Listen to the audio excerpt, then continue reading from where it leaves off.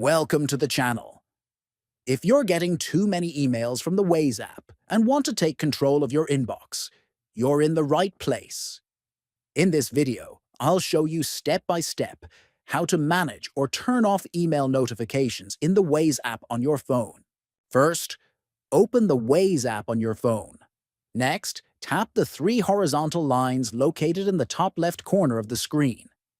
Then scroll down and select Settings from the menu options. Inside Settings, tap on Notifications.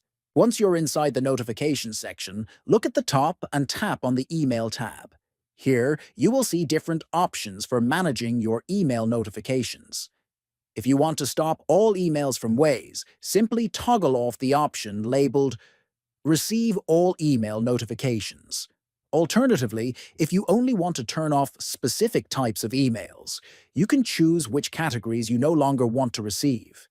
These include My Summaries and Stats, Waze News and Updates, Fun Announcements, and other.